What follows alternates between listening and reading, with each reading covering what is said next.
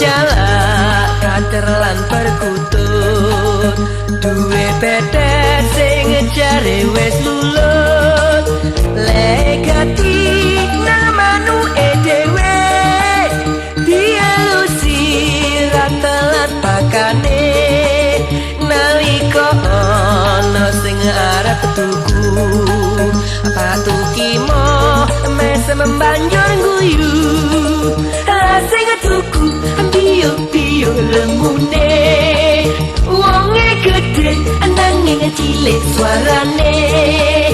patuki mo bingung masuline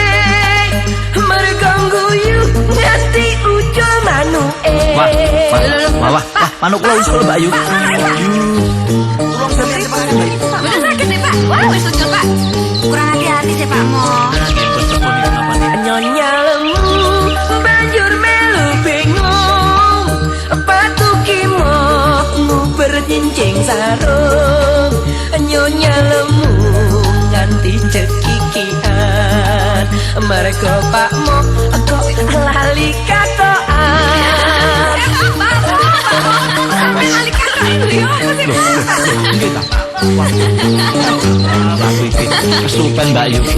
makane kok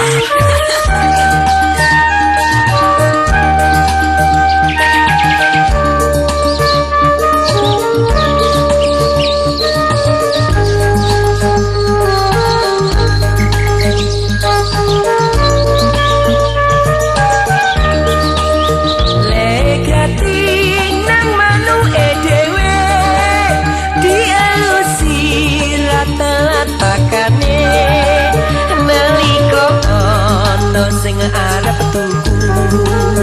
patuki mo mes membanjur guyu sing tuku biyo lembune wonge gede nanging cilik suarane patuki mo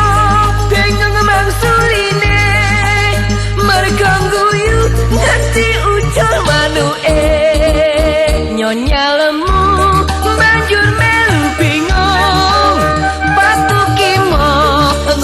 nyincing sarung nyonya lemu nganti cekikian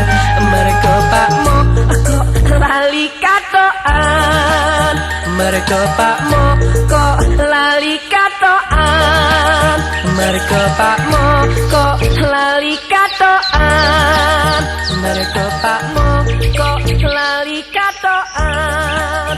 mergo Pak Mo